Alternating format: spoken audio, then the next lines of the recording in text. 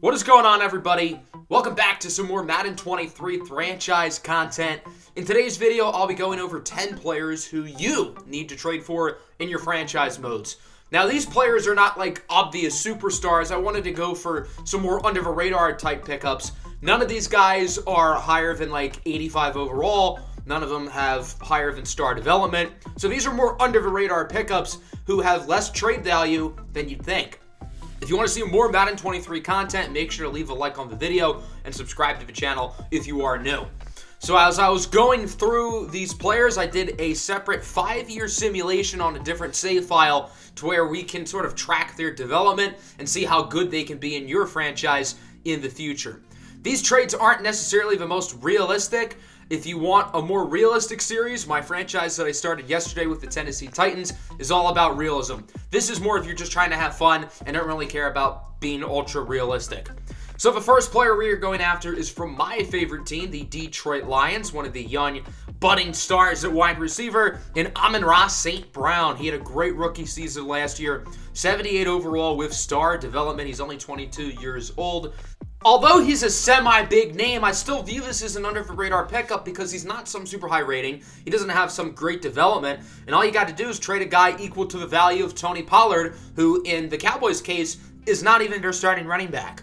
I wanted to see how much it would cost to get Jameson Williams with the same offer, and it wasn't even close. So if you want one of these young Lions receivers, Amon-Ra is way easier to get. In the 5-year sim I did, he became a 93 overall with Superstar X Factor. So, in other words, pretty damn good. If you get the ball in Amon-Ra's hands, he's going to develop, and he's going to develop quickly. The next player we're going to talk about is C.J. Gardner-Johnson from the New Orleans Saints. He's a very versatile defensive back. He can play safety. He can play in the nickel as a slot corner. You can put him at sub linebacker as well. He does a lot of different things, and despite the fact that he's already nearly a top 10 strong safety in the game, he's only 24 years old. He's really young, and he's surprisingly easy to trade for. All I had to do was throw in Anthony Barr, who's a pretty old linebacker and is worse than Gardner-Johnson, and the Saints took the deal. In the 5-year sim I did, he went up to around a 90 overall, and I would say this is sort of Gardner-Johnson's floor. If you can play really well with him, move his development trade up, then I think he could get even better than this. So he's a guy who you may want to pick up to add to the secondary. We've got a 2-for-1 here with the Steelers. They've got a couple guys to look out for, including rookie wide receiver George Pickens. He's a 75 overall with normal development. He's only 21 years old, and he's got the numbers you look for in a receiver. 6'3", pretty fast, good acceleration, good hands as well. And despite the fact that he's a rookie, he's not that hard to trade for because the Steelers do have two guys ahead of him with Deontay Johnson and Chase Claypool. At middle linebacker, Devin Bush is also somewhat easy to get. He's only 24 years old. If you like to user your inside linebackers, Devin Bush is the perfect user. He's a great cover linebacker. He's super fast with 90 speed. And at 24 years old, he's only going to be getting better. If you can develop him and use him really well, then maybe his development trade could go up, and who knows, he could be possibly in the 90s in his prime. All I had to do was trade Malik Hooker, Anthony Brown, and a 4th-round pick for two young, budding stars who can develop into really good players for you. In the 5-year simulation I did, George Peckins ended up being a #1 caliber receiver here with the Giants. His attributes look really solid. He's an 87 overall. And in the sim, he performs really well. I've noticed a common theme with him since I got the game is that he does well in the sim. As for Devin Bush, he's in the high 80s. He's a fringe top 10 middle linebacker, so well above average. And his numbers in the sim look pretty good. And if you user him and are good at usering linebackers, then you can make him really spectacular. We've got another 2-for-1 here at the Ravens. They drafted two ultra freakishly athletic prospects, and they're both pretty easy to get. The first of which is linebacker David Ajabo out of Michigan. This is mainly because they have Justin Houston technically ahead of him on the depth chart, and I guess Ajabo does not have the day one starter tag, which makes him a little bit more expendable, but he does have hidden development, super athletic, super fast. And then at right tackle, Daniel Falele, the 380-pound mammoth out of the University of Minnesota. He's got a hidden development. Madden was pretty, I guess, unfair in terms of giving development traits to rookies this year, but they gave Falele hidden, who was picked in the 4th round. So despite being rookies with hidden development, these two are not that hard to get. I sent for Ravens Donovan Wilson and Terrell Basham, two players who they didn't even have interest in, along with a 5th-round pick, and that was enough to do the deal. In the 5-year sim, Ajabo went up to around an 85 overall, and he's still 26 years old. He's still got a lot of room to get better. I think this is the floor for Ajabo. It really depends on where you use him. He's listed as an outside linebacker in the game, so if you're going to keep him at outside linebacker, you got to make sure you're running a 3-4. If you want to run a 4-3, you got to slide Ajabo over to end so that he can be used to his full strength. As for Falele, he's around an 80 overall. His development trait dropped, so if you turn dev regression off, because it's been pretty broken since they added it into the game, but if you turn that feature off, then there's no reason to think he won't get better than an 80, and nonetheless, that is a good starting caliber tackle. On the Tennessee Titans, I figured I'd have to try for Malik Willis, and he's actually pretty easy to trade for. He does not have a future starter tag next to his name, meaning that he doesn't have ridiculous trade value. In the sim, I think it's going to be a mixed bag with Malik Willis, but if you play your games, then you're probably going to be getting a stud. He has the big physical attributes you look for: 94 throw power, 92 speed. Those are obviously the main ones. And as I said, he has no player tags, so that's going to make him a little bit easier to trade for. You'd think a rookie quarterback like this would be really hard to trade for, but I guess because he's a sub 70 overall, he's a little bit easier. I put in Terrence Steele and Odigizua, and they almost did it. So all I had to do was add an additional 7th-round pick, and that's all it takes to go out and trade for Malik Willis.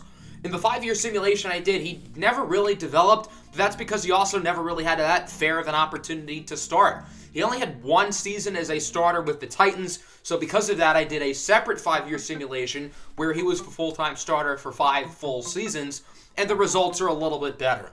He didn't really develop into that spectacular of a player, but if you play your games and have an opportunity to use him in development, there's no reason to think he won't go up.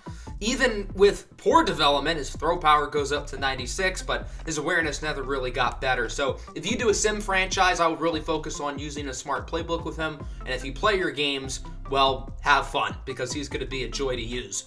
The Carolina Panthers have a young tight end they drafted a couple years ago in Tommy Tremble. He's only 22 years old. He has star development, and he seems like a really good young piece to go out and get.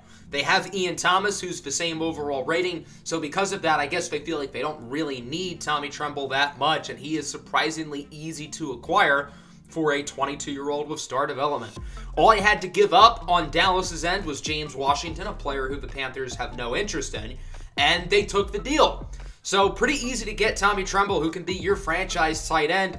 In the 5-year simulation I did, he went up to an 83 overall, which is, I would say, average to above average at the tight end position, and he's still got a few years of progression left to go. So you're looking at someone who can be a consistent player in the mid-80s, somebody who can be a threat in the passing game, and also a viable blocker as well. We go back to the Baltimore Ravens, looking at the defensive line here with third-year pro Justin Madubuike. Again, he is the backup behind Calais Campbell, so because of that, the Ravens are going to see less value in him. He's a 76 overall with star development, really good run stopper, somebody who can get after the quarterback at a decent rate. No, he's probably never going to be a consistent double-digit sack per season guy, but he's a really good body in the middle of the defensive line who only costs Jordan Lewis to go out and get. In the 5-year simulation I did, he developed into a pretty good player with the 49ers. Although his development went down, he did go into the mid-80s, and his numbers each season ended up looking pretty good for the most part. He got double-digit tackles per loss every season, and he had some good sack numbers, including 8 in 2022. So he can be good for you right away in Season 1. The final player we're going to talk about is Greedy Williams, the young corner on the Cleveland Browns. Star development, he's super big, 6'2". He's got great speed, pretty good coverage ratings across the board, and he's also got 72 catching, which is pretty high for a corner, meaning you'll be able to pick off some passes with him. Greedy Williams really has all you look for in a Madden corner with his ball skills, his cover ability, and his size, and all you got to do is trade Neville Gallimore, a 72 overall defensive tackle, in order to get him. In the 5-year simulation I did, Greedy Williams never really got to develop, mainly because he was a backup at one point in Cleveland, now in Baltimore. But if you keep him on your roster as a starter on the boundary as an outside corner, I have no doubt he can develop into the mid to maybe even high 80s. And if you pick off enough passes with him, he very well could go up in development trait. So there you go. You can trade for those 10 players without really giving up anything of substance. I didn't trade any super important players for Dallas, and I also did not trade any day 1 or day 2 draft picks. So these are guys who are under the radar, who don't have as much trade value as they should. And if you're someone who doesn't really care about realism and just want to have fun and are willing to exploit Madden's trade value, then go at it and get those guys.